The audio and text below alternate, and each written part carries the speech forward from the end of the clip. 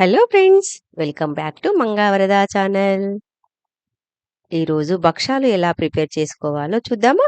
నోట్లో వేసుకుంటే కరిగిపోయేంత సాఫ్ట్గా సింపుల్గా చూపిస్తానండి. ఇక్కడ నేను చెప్పే టిప్స్ అండ్ మెజర్మెంట్స్తో భక్షాలు పర్ఫెక్ట్గా చేయండి. ముందుగా 1 కప్పు శనగపప్పు తీసుకొని కుక్కర్లో వేసి కడిగి 2 కప్పుల నీళ్లు పోసుకొని దానిలో 1/2 స్పూన్ పసుపు, 1 స్పూన్ ఆయిల్ వేసి 1 అవర్ వరకు నానబెట్టుకోండి. తర్వాత ఒక బౌల్లో 1 కప్పు నిండుగా గోధుమ పిండి, 1 కప్పు మైదా పిండి సగం కన్నా ఎక్కువ తీసుకొని కొద్దిగా పసుపు, కొద్దిగా ఆయిల్ వేసి కలిపి కొద్దిగా నీళ్లు పోస్తూ చపాతీ పిండిలాగా మిక్స్ చేసుకోండి. చూడండి, పిండి కన్సిస్టెన్సీ అనేది ఇలా సాఫ్ట్గా ఉండాలి. ఇలా కలిపిన పిండిని మూత పెట్టి పక్కన పెట్టండి.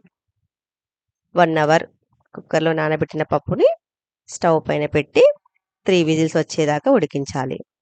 స్టవ్ ఆఫ్ చేశాక విజిల్స్ నుంచి ఎయిర్ అంతా పోయాక మూత తీసి ఒక పప్పును చేతితో మెదిపితే ఉడికిందా లేదా తెలుస్తుంది. కుక్కర్లోని పప్పుని స్ట్రైనర్లో వేడకట్టుకొని కొద్దిగా చల్లారిన తర్వాత మిక్సీలో వేసుకొని కొద్దిగా సోంపు వేసి మెత్తగా రుబ్బుకోవాలి. స్టవ్ పైన బాండి పెట్టుకొని బెల్లం తురుమును బాండిలో వేయాలి. మనం ఏ కప్పుతో శనగపప్పును తీసుకున్నామో అదే కప్పుతో బెల్లం తురుము తీసుకోవాలి. బెల్లం తురుము మెల్ట్ అవుతున్నప్పుడు 1 టేబుల్ స్పూన్ నెయ్యి కానీ ఆయిల్ కానీ వేసుకోవాలి. బెల్లం కరిగాక రుబ్బిన పప్పు మిశ్రమాన్ని వీడియోలో చూపిన విధంగా కొద్దిగా వేస్తూ కలుపుకోవాలి.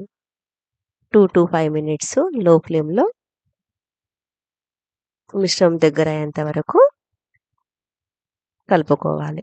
చల్లారిన తర్వాత పూర్ణాన్ని కొద్దిగా తీసుకొని లడ్డూలుగా కట్టుకోవాలి.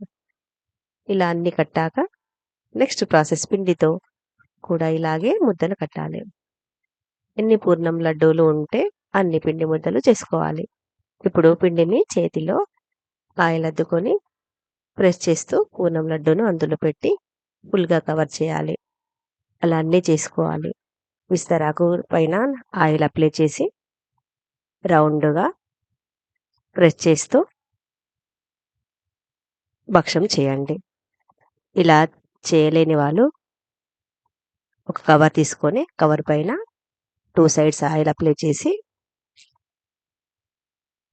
పూర్ణం పిండిని ప్రెస్ చేస్తూ రౌండ్ షేప్గా ఈజీగా చాలా సింపుల్గా చేసే మెథడ్ ఇది.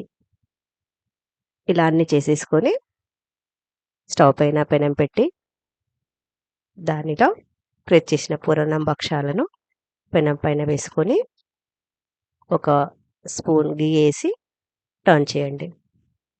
ఇలా 2 సైడ్స్ టర్న్ చేసి అన్నీ అలాగే చేసుకొని ప్లేట్లోకి సర్వ్ చేసుకోవాలి. అంతే, కమ్మని టేస్టీగా ఉండే బొబ్బట్టు భక్షాలు ready. For more videos, please do like, share and subscribe.